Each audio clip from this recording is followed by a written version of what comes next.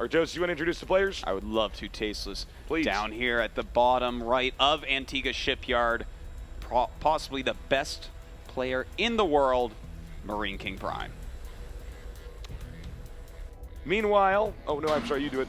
I'm so used to introing the players, I just took that from you. I'm so sorry. Yeah, you did. That was really selfish. Wow.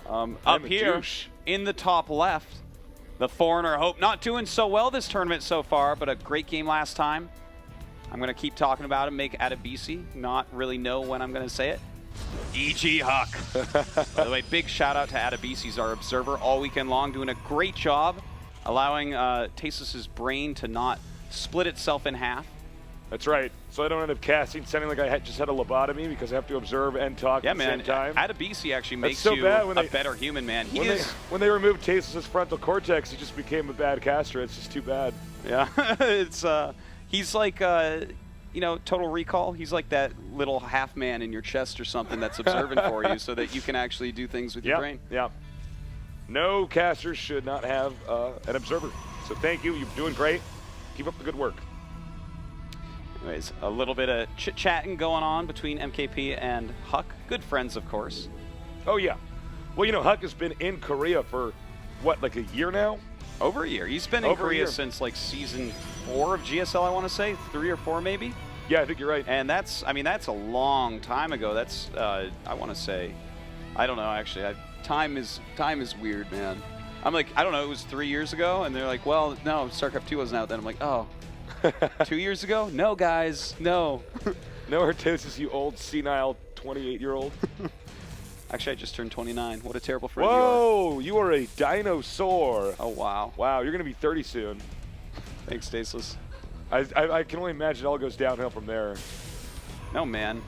White Raw is like so much cooler than us and stuff. Actually, that's I'm just going to get better and better. White Raw and Boxer, who I get to look up to. I can't wait until I'm 80. I bet that's going to be sick, man. Dude, I can't wait to be 80. You don't even have to do anything for yourself anymore. Man. You can be rude to people and it doesn't matter. That's right. I'm pumped. All right, we do have a quick command center from MKP. Huck did see that with his probe, which is going to be very valuable for him. Now, Huck likely going to expand here. I mean, you know, this is what this matchup is at this point. We see a lot of 1-gate expands versus 1-Rax expands. Of course, his Stalker will want to try to harass, but on a ramped map, it's a lot harder for him to do so. Now, ooh, a double gas from Marineking, so he's going to be teching up immediately with this build. Could go for Banshee or something like that. Oh, definitely he could. It's been pretty clear at this tournament that Huck likes to make lots of gateways when things go wrong, so I could definitely see him going mass gate and then a Banshee coming in there and costing him the game. Yeah, you know, Huck does mix it up a lot. He does not always get his observer at the super safe early timing. So, you know, thing is, if the observer's even a few seconds late against a Banshee, suddenly you can lose 7-8 probes. And then you have to look for that Banshee for the rest of the game. It's always floating around somewhere you can't reach because you're not going to make a single Phoenix. And I like that. It's a good choice. All right. They're pretty far away. TVP, I don't really feel like this map favors one race over the other. I mean, maybe I'm wrong. Maybe Axelov and QXC will correct me, but as far as I can tell, it seems to be.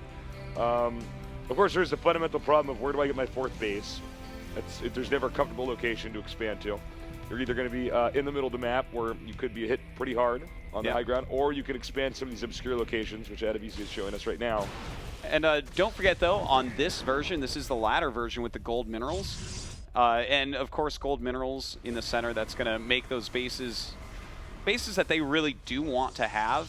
But it's going to be very hard, especially for Huck, to hold a location like that. Yeah, absolutely. I mean, he has to be winning pretty hard, I think, to actually hold on to a gold base in the center of this map in particular. Looks like within the Huck base, going 3-gate, this looks very similar to what happened in game number 1, minus losing the Stalker. Well. What, Artosis? Say something, Artosis. I didn't think you were going to stop talking. You're not allowed to stop talking, Artosis. I'm like, no, I'm done, Tasteless. All right. I'm hanging up my casting headset. All right, so anyways, you know, Huck just pretty standard, viable build here, going for 3 gates. May put on some pressure. In fact, he did just get a proxy pylon. We do have a Banshee on the way and a siege tank as well. You know, if you want to go for quick Banshees in this matchup, sometimes having a siege tank to help against any gateway timings can be very smart. Siege tanks do damage really quickly, crush things like sentries, and if you have siege mode and you sit on the high ground, it's going to be awesome. But right now, it looks like we're seeing something completely different, which is just, this is kind of like a 1-1-1 after expansion.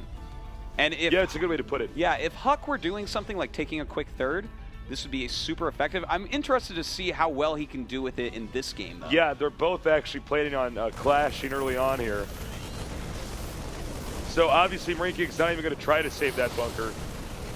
Couple force fields going up at the Marines, just run Not away. even a single Marine killed. Uh-oh. Not even a single Marine killed there. Oh, a nice force field at that ramp, stalling those tanks and Marines from the high ground. Now, a lot of sentries still left, but those aren't big damage dealers. What they can do is keep force field on that ramp. They need to go ahead and kill off these SCVs, though they're dealing a lot of damage. We have a Banshee on the way over here. Oh my god, what is he doing? He's going to lose these sentries.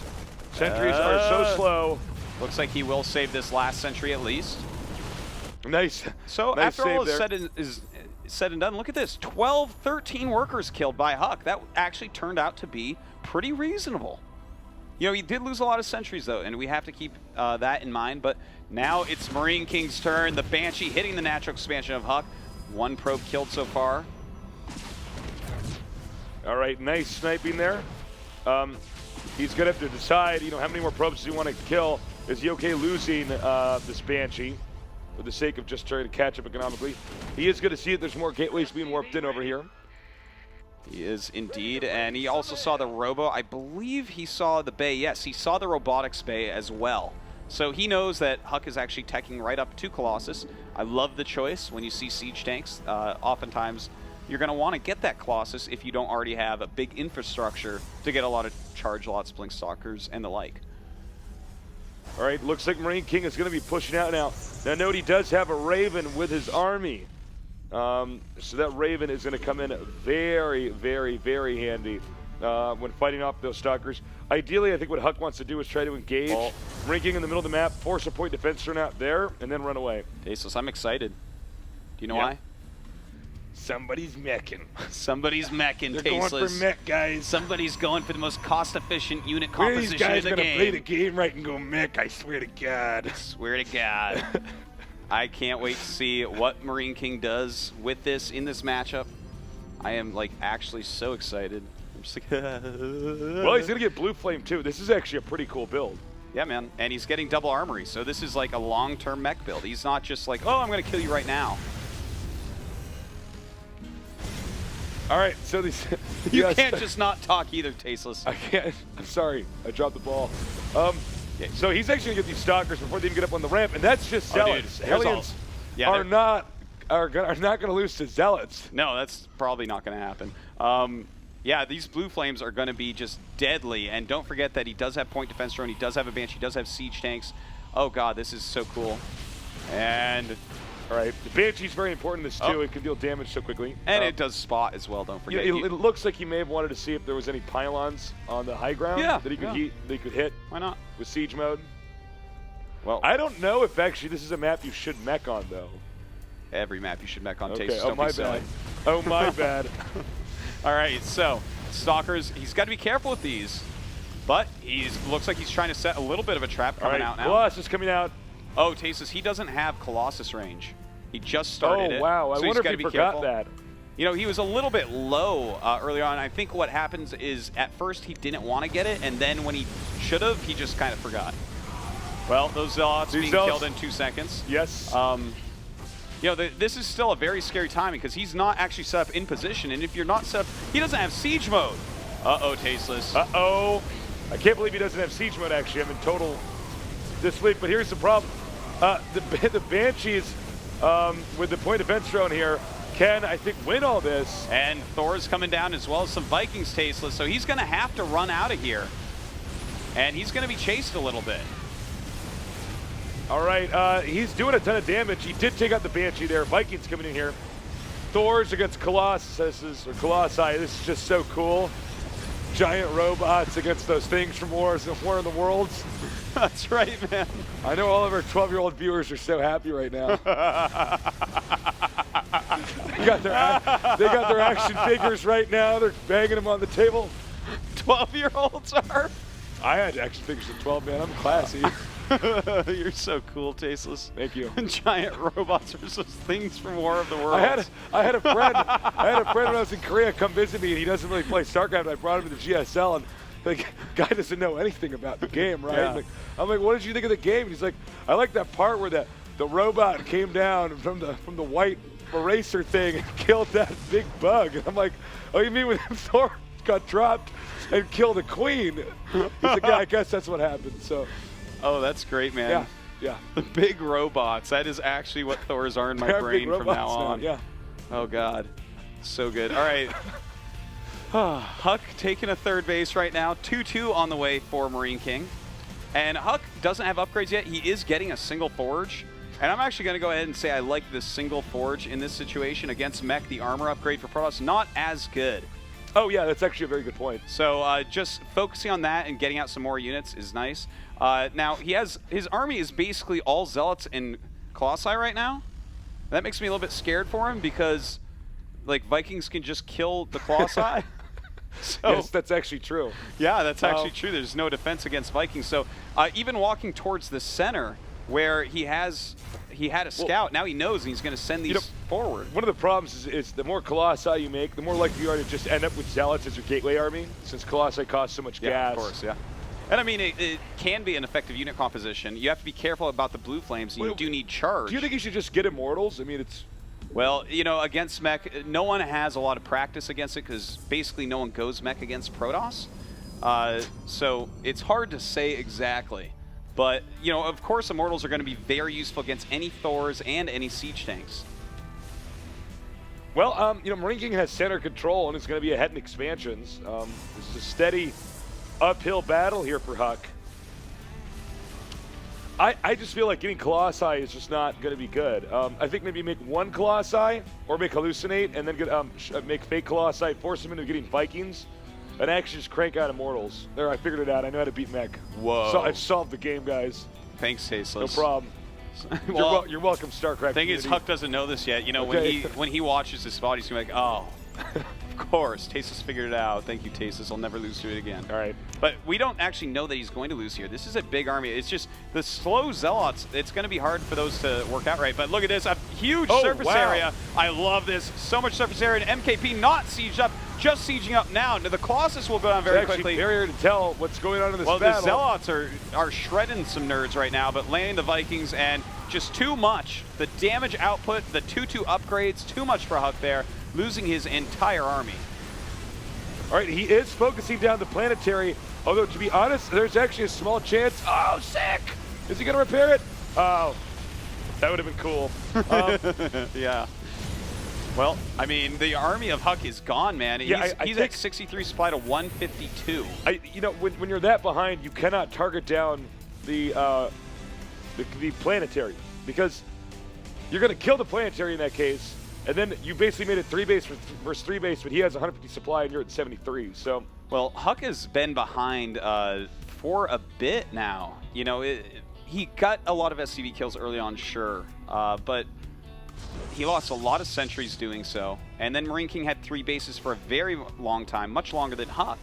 And Marineking just started winning all the battles. So, I mean, Huck, how do you recover from here? He is starting to make some Immortals, which will help, and getting charged, which should help as well.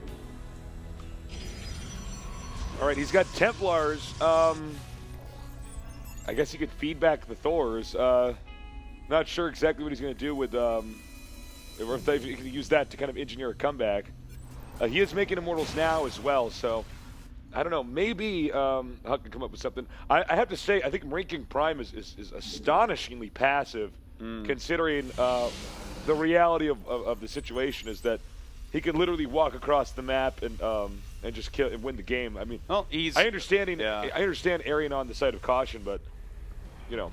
Well, he's maxed out now, so I think he is going to go. One thing we do want to point out is that there's a lot of Vikings out, and they have no upgrades, and there's nothing they can hit. So he's going to have to land them, and they're going to be pretty trash against Immortal Zealot.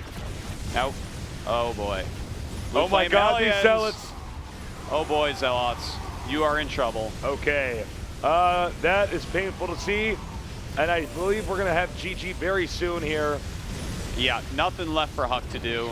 No the Immortals units. running. The Hellions burning their little Immortal tushies.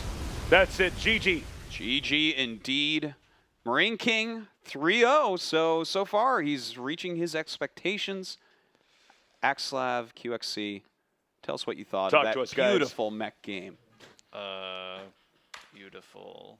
I don't know. I don't know how I feel about that. But what did you guys think about those upgrades there? Dude, 2-2 is, Yeah. I mean, this is actually something that happened last game as well, where Huck is trying to be so aggressive. You know, if you skip upgrades, obviously, you can get more units out. And he's doing that, but Marineking's getting his upgrades. And by the time he's 2-2 and Huck is 0-0, it doesn't matter what units he makes. Can I ask you guys a question? And this is not just about that game, but Huck's play in general. He seems to just, when in doubt, make a bunch of gateways and pretend that late game does not exist. Because, I mean, I get it. You want to have like a lot of raw strength and force away with a lot, a lot of stalkers and zealots and sentries. But it seems like the Korean players have basically figured out that he does this, and what they do is they just defend, and eventually Huck has either no tech or no upgrades, and from there it really doesn't matter what you do. Yeah, I mean, I think more what we're seeing is just not great execution from Huck. And I feel like if he had chosen to go for a longer game, then basically what you would be telling me is the Koreans have figured out that he goes for a longer game, and they've kind of responded to it, and they have better upgrades and slightly more units. Like I don't feel like it's not like the strategy that Huck is employing is losing him the games. It's just the way he's doing it. He's overextending a little bit too much. He's not transitioning well into the next step. And we saw him at a couple of points in these games where he's attacking, and he needs to fall back and he needs to consolidate his position, and he's just not doing that.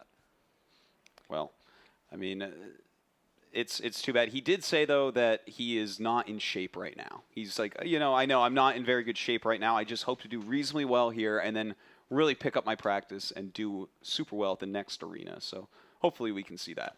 I think that should have been his impatience that game. Even when he scouted the mech, he still went for that 2-base push. And that's, that's the one thing you don't want to do against mech is try to kill them. Yeah. Yeah, I mean, we saw everything worked as good as it could have, right? Marineking forgot Siege. There was a proxy pylon that Marineking never scouted, like during the battle, warping in on top of Marineking's army. But, it's just not going to work. That's not the strategy. The aggression is not what you want to be doing. Yeah, you definitely want it. Should we be getting Colossus against mech? I actually, there's a little bit of disagreement here. QXC thinks it's all about Immortal Zealot. I think if you need a couple Colossi, or else if the mech player recognizes you have no Colossi, they can go double reactor Hellion. They can get out 30, 40 Hellions, and then you just nothing kills them. Even Stalkers don't really kill Hellions very efficiently. You really need a couple Colossi to deal with them. I actually do agree with that. I think you do need at least a couple Colossi to deal with Hellions. It's definitely nice to have like 2 or 3, and that forces a whole bunch of Vikings from your opponent, but really, it's really about the Immortals, and it's really about charge. The problem that we were seeing there is those Zealots were just staying in this big clump, and the Hellions were just kind of splashing through. But if they charge, this clump kind of fans out, and you reduce that splash damage by so much, the charge is able to make the Zealots a lot better. Yeah, he definitely got that a little bit too late. So, well, Marineking has won. Let's take a look at the match results so far. Marineking 4-0. Just really killing. Still, Hart and DRG are sitting tight at 2-1. And Huck, unfortunately, 1-3. Oh, MC. Looks like he lost his match. That is so funny. He just lost to Violet, FYI, guys. It's so funny because the game that we got to cast of MC was the most immaculate, beautiful Protoss game. Yeah. Set of games I've seen in a long time. To be fair, the style of Violet and DRG is complete opposites. True. I mean, Violet is super aggressive a lot of the time, and DRG is always macro. So I want to see those VODs, see what Violet did that DRG did not. Guys, I know there's been some confusion about the format. There's a high chance that we're going to have players that are tied. Yeah. So 6 players advance. So there's going to be a lot of similar scores. And playing every single game, all 3 games, is going to give us a great tiebreaker.